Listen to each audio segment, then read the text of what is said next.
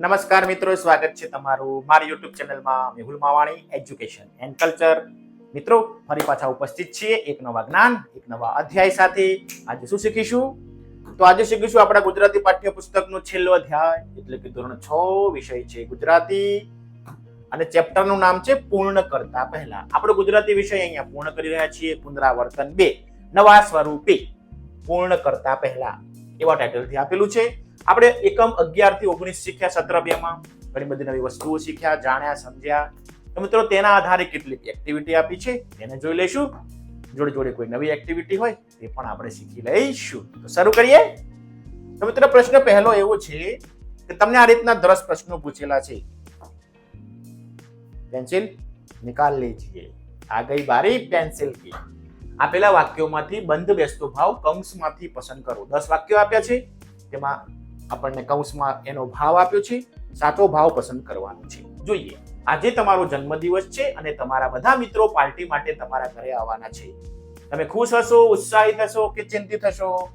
મિત્રો, તમે ઉત્સાહિત હશો કે મારા મિત્રો આજે મારા ઘરે આવવાના છે.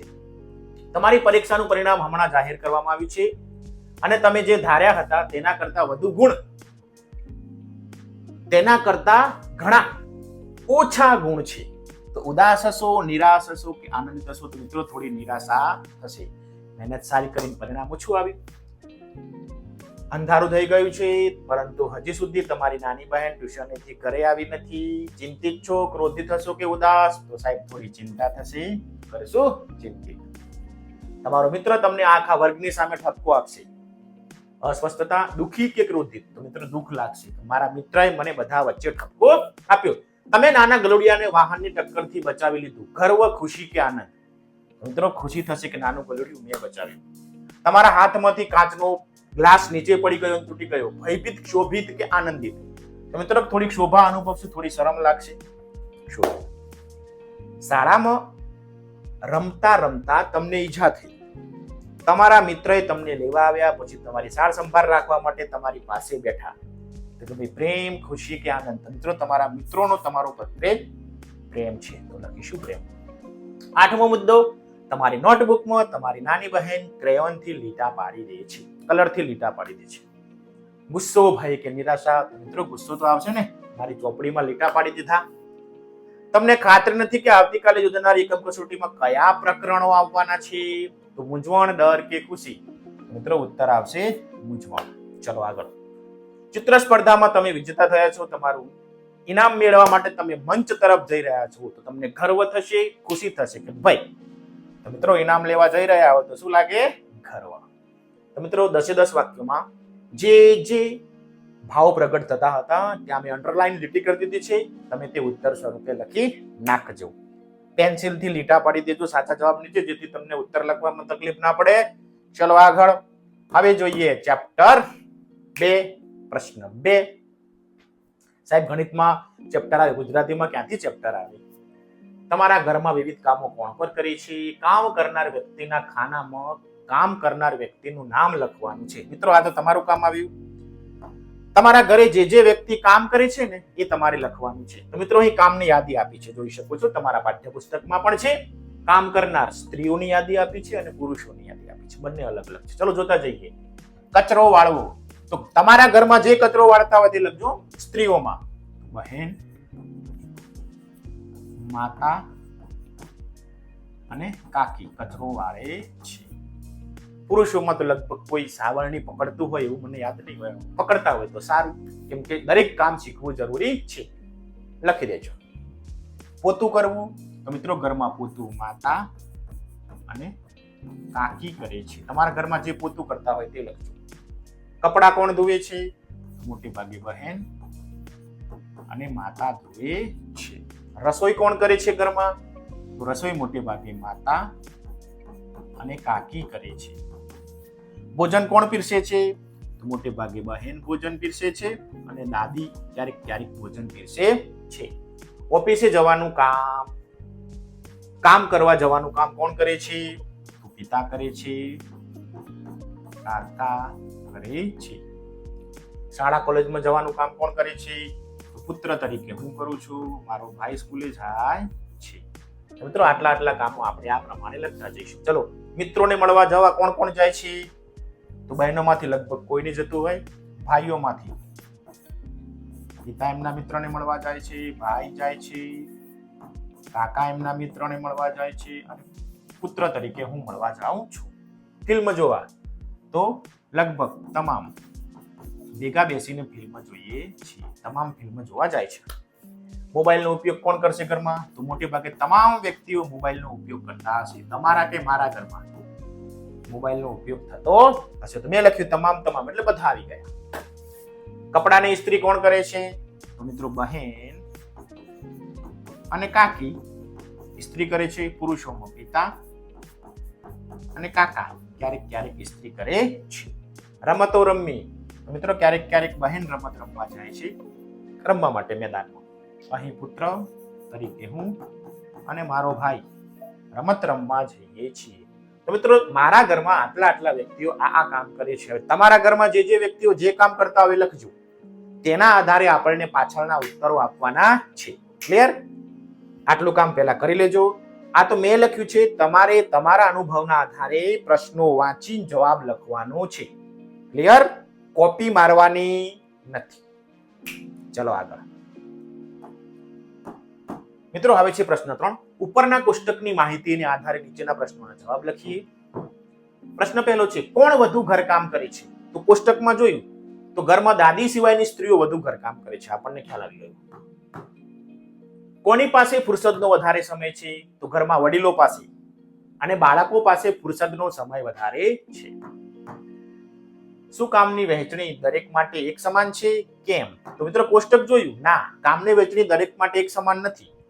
ઘરના મોટા ભાગના કામો સ્ત્રીઓ કરે છે અને બહારના મોટા ભાગના કામો પુરુષો કરે છે. એવું આપણે જોયું કોષ્ટકના આધારે. ચલો આગળ. શું કામની વહેંચણી તમને સ્વીકાર્ય છે? કેમ? મિત્રો આજે કામની વહેંચણી જોઈ આપણે કોષ્ટકના આધારે. તે ખરેખર યોગ્ય છે? તમને સ્વીકાર છે? હા તો હા, ના તો ના. તો જોઈએ ઉત્તર, ના, મને આ કામની વહેંચણી સ્વીકાર્ય નથી. કારણ કે વર્તમાન સમયમાં સ્ત્રીઓ પણ દરેક ક્ષેત્રમાં પુરુષો સાથે કદમથી કદમ મિલાવી પોતાના સપનાઓ સાકાર કરી રહી છે. આમ હવે દરેક કામમાં સ્ત્રીઓ અને પુરુષે એકબીજાને મદદરૂપ થવું જોઈએ. એટલા માટે. ચલો આગળ. પ્રશ્ન 5. ઉપરના કામ પૈકી તમે કયા કામમાં મદદરૂપ થશો?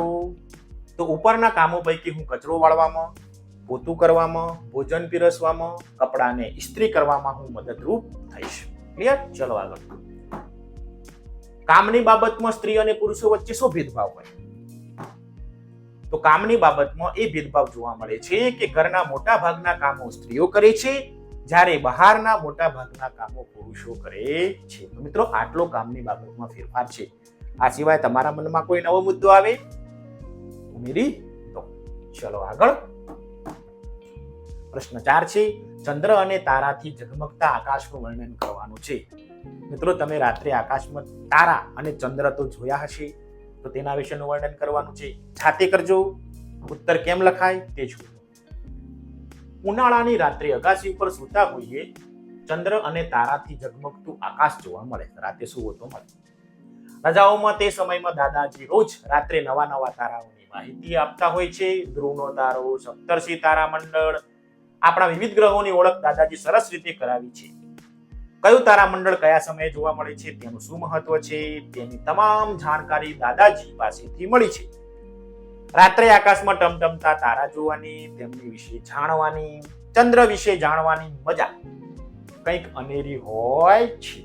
એમ મિત્રો મેં આ મારો અનુભવ લખ્યો છે કે રાત્રે આકાશમાં જોવાની, તારાઓ જોવાની અને ચંદ્ર જોવાની મિત્રો આવી મજા આવે છે દાદાજીની મદદથી.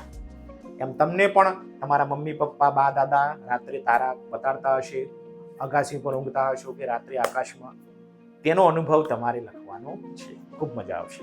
ચલો આ મારો ઉત્તર છે. તમે તે રીતે ઉત્તર લખી શકો છો. ચલો આગળ.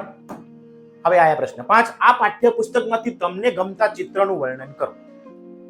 તો મિત્રો આપણે 19 પાઠ જોયા, એકમ જોયા, તેમાંથી તમને જે ચિત્ર ગમે તે તમારે લેવાનું છે અને તેના વિશે ઉત્તર લખવાનો છે. મને આ ચિત્ર ગમે છે. કયું છે? તો ભાઈ કહળ સંઘ, હરકચંદ શેઠનું ચિત્ર છે. લેખણ જાલી નોરી અને મસ્ત મજાનું એકમ. તમને હસવું પણ આવ્યું હશે અને શીખવા પણ ખૂબ મળે છે. મને આ ચિત્ર ગમે છે. તમારે ચિત્ર દોરવાનું નથી, ચિત્રનું ખાલી વર્ણન કરવાનું છે, પરંતુ મેં નમૂના રૂપ અહીં તમને ચિત્ર રજૂ કર્યું છે. જોઈએ ઉત્તર. આ ચિત્ર લેખણ જાલીનોરી એકમનું છે, જેમાં કહળશંખ પોતાના બળદગાડા સાથે અને હરકચંદ શેઠ માટે કપાસિયાનો કોથળો લઈ જતા બતાવેલ છે. ધંધુકાની બજારમાં કહળશંખ અને તેના સંધિયા બળદ સુંદર રીતે દોરેલ છે. બળદગાડું, ઘર અને ઝાડનું સુંદર ચિત્રણ કરેલ છે. સાથે સાથે હરકચંદ શેઠને માથે કપાસિયાના કોથળા સાથે આબેહૂબ નિરૂપણ કરેલ છે. કહળશંખ ગામડામાં કોથળો મૂકવાની, ગાડામાં કોથળો મૂકવાની ના પાડે છે, ત્યારે હરકચંદ કેવી યુક્તિથી તેની દાંડાઈનો બદલો વાળે છે, તે સુંદર મજાની વાત આ એકમમાં છે. તમે શીખી ગયા હશો. તો ચિત્રના આધારે મિત્રો મેં આવું વર્ણન કર્યું છે. એમ તમને જે ચિત્ર ગમે તેના આધારે તમારે ચિત્ર વિશે લખવાનું છે. 8 થી 10 વાક્યો આવડી જાય એવું છે, અઘરું નથી. તમને ગમે તે ચિત્ર લખજો. ઓકે, એકમ 1 થી 19 વચ્ચે. આ રહ્યો હરકચંદ શેઠનો પાઠ છે, તેના વિશેનું ઉત્તર. હવે આગળ વધીએ મિત્રો. હવે છે પ્રશ્ન નંબર 6, જેની આપણને સૂચના આ પ્રમાણે આપી છે. પેન્સિલ લઈ લેજો. પરસ્પર વિરોધી અર્થ ધરાવતા બંને શબ્દોનો ઉપયોગ કરી ઉદાહરણ મુજબ વાક્ય બનાવવાનું છે. જોઈએ. દિવસ, તો દિવસનું વિરુદ્ધાર્થી રાત. વાક્ય બનાવ્યું. ખેડૂત દિવસ રાત મહેનત કરી ખેતરમાં અનાજ પકવે છે. ચલો હવે હર્ષ સુખ આપણો વારો છે. વાક્ય શું બનાવશું? તો મિત્રો વાક્ય બનાવી શકીએ. જીવનમાં હર્ષ અને સુખ આવ્યા કરે છે. જીવનમાં હર્ષ અને સુખ આવ્યા કરે છે. આવું વાક્ય બનાવી શકીએ. અંદર બહાર. તો વાક્ય એવું બનાવશું. ક્રિકેટમાં બોલ અંદર બહાર હતો. આપણે મેચ જોશું તો ક્રિકેટનો બોલ રમાતો હોય, ક્યારેક મેદાનની બહાર આવી જાય, શીત લાગે ત્યારે અંદર જતો રહે. આવું વાક્ય બનાવી શકીએ. ચલો ત્રીજું. સંધ્યા, તો ઉષા એટલે કે સવાર. વાક્ય. સૂરજ સંધ્યા અને ઉષા તાણે કેવો દેખાય છે? સુંદર દેખાય છે. સુંદર દેખાય છે. મિત્રો 3 વાક્યો. હજી એક રહી ગયું છે. તમે આટલું નોંધી દો, પછી નવા પાને જઈએ. નોંધાઈ ગયું? ના નોંધાયું હોય તો વિડીયોને સ્ટોપ કરી દો, લખી લો, પછી આગળ વધીએ. વિરુદ્ધાર્થી શબ્દો અને બંને શબ્દો ઉપર એક જ વાક્યમાં આવી જાય તે રીતે બનાવવાના છે. હર્ષ, શોક, અંદર બહાર, ઉષા અને સંધ્યા. આગળ વધીએ. છેલ્લું વાક્ય છે મિત્રો, 5મું વાક્ય છે. સૂર્યાસ્ત, તો તેનું વિરુદ્ધાર્થી સૂર્યોદય. હવે આ બંને શબ્દો આવી જાય તેવું વાક્ય બનાવીએ. ડુંગર પરથી સૂર્યાસ્ત અને સૂર્યોદય જોવાની મજા આવે છે. ડુંગર પરથી સૂર્યાસ્ત અને સૂર્યોદય જોવાની મજા આવે છે. 5મું ખાલી રાખ્યું છે, તમારી જાતે લખવાનું છે. મને પસંદ પડે હું લખું છું, તમને પસંદ પડે તમે લખજો. મેં લખ્યું ઠંડુ ગરમ. વાક્ય બનાવીએ. નહાવા માટે ઠંડુ અને ગરમ બંને પાણી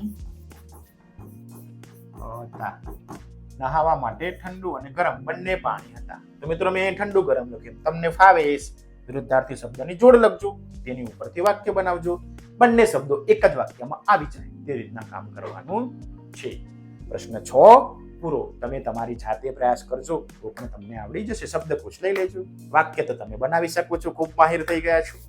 ચલો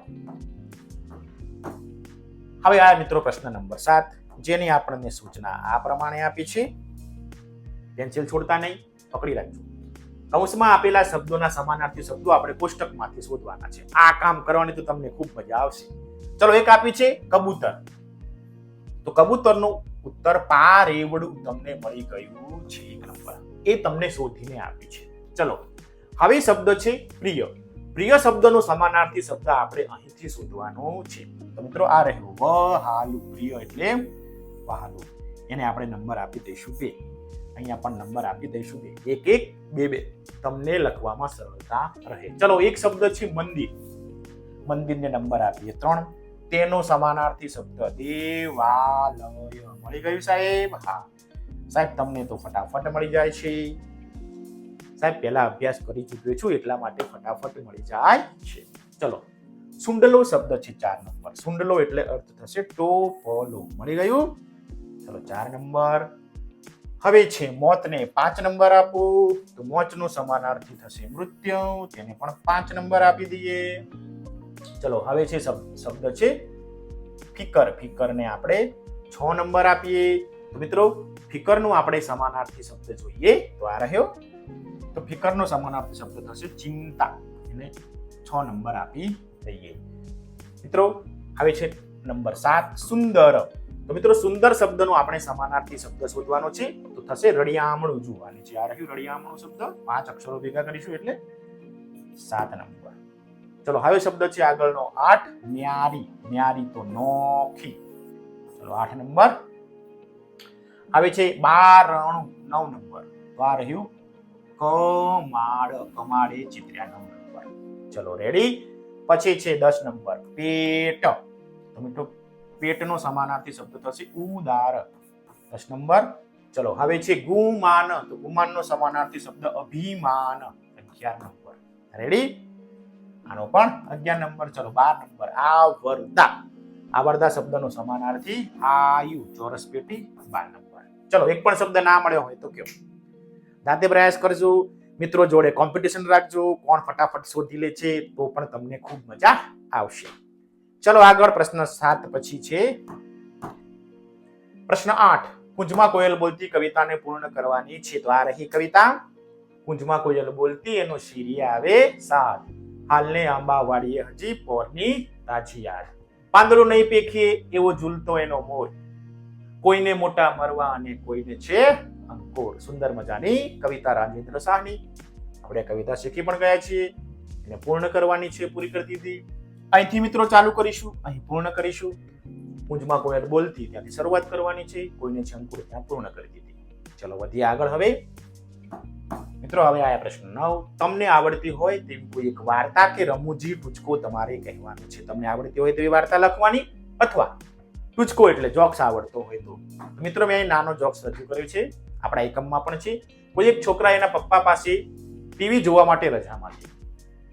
તો એના પપ્પા કહે ટીવી જોજે પણ ચાલુ કરતો નહીં. તારથી જોવાય એટલી વાર જો પણ ટીવી ચાલુ કરવાની નથી. તો મિત્રો આવો સુંદર મજાનો જોક્સ છે, ટચકો છે. તમને આવડતા હશે ઘણા બધા જોક્સ પણ લખી શકો અને નાની વાર્તા આવડે તો વાર્તા પણ લખી શકો છો. તમને આવડે તે તમે લખજો. ચલો વધીએ આગળ. પ્રશ્ન નંબર 9 બાદ પ્રશ્ન નંબર 10. નીચે આપેલી પંક્તિનો વિચાર વિસ્તાર કરવાનો છે એટલે કે ભાવાર્થ લખવાનો થાય કવિતાની ભાષામાં. કઈ પંક્તિ આપી છે? સુખ વહેંચવાથી વધે છે અને દુઃખ વહેંચવાથી ઘટે છે. આ રહે ઉત્તર. આપણા જીવનમાં સુખ અને દુઃખ એક સિક્કાની 2 બાજુ છે. અનેક પ્રસંગ હોય આપણે જીવનમાં સુખ આનંદિત થવાનો મોકો મળે છે. તે સમયે આપણે મિત્રો સગા સંબંધીઓને સુખમાં ભાગીદાર કરવા જોઈએ. તેવી જ રીતે આપણે આપણા સ્નેહીજનોને દુઃખ આવે ત્યારે તેમના દુઃખના ભાગીદાર થઈએ. તેમના દુઃખને દૂર કરવાનો પ્રયાસ કરીએ જેથી તેમનું દુઃખ હળવું થાય. તેમને તે દુઃખનો સમસ્યાનો સામનો કરવાની હિંમત મળે. તો દુઃખ સુખમાં ભાગીદાર કરીએ, દુઃખમાં પણ ભાગીદાર કરીએ. સુખ વેચીએ તો વધશે, બધા આપણા આનંદમાં ભાગીદાર થશે. અને દુઃખ વેચીએ, કોકનું દુઃખમાં આપણે ભાગીદાર થઈએ તેમનું દુઃખ ઘટી જાય છે. તો મિત્રો આ રીતે આપણે સમજાવી શકીએ છીએ. ક્લિયર? ચલો પ્રશ્ન 10 પૂરો. હવે આપણા પાઠ્યપુસ્તકનો છેલ્લો પ્રશ્ન.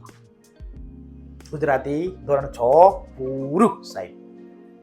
ફકરો ધ્યાનથી વાંચો અને ફકરાના આધારે પ્રશ્નોના જવાબ આપો. ફકરો શું છે? ડોક્ટર જગદીશચંદ્ર બોઝ સર બોઝ તરીકે પણ ઓળખવામાં આવે છે. તેમને ભૌતિક વિજ્ઞાન, જીવ વિજ્ઞાન, વનસ્પતિ શાસ્ત્ર તથા પુરાતત્વનું ઊંડું જ્ઞાન હતું.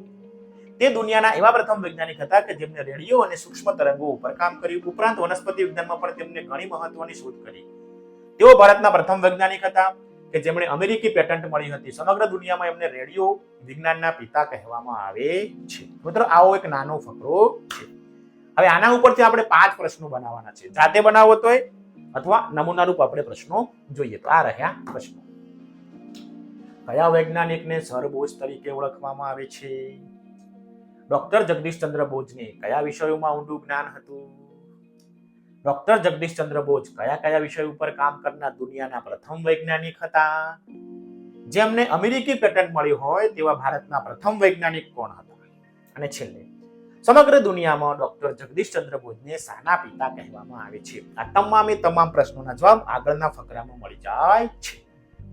તમે જાતે પ્રયાસ કરશો તો પણ તમે પ્રશ્નો બનાવી શકશો. તો મિત્રો આ હતું આપણું ગુજરાતીનું છેલ્લું અધ્યાય.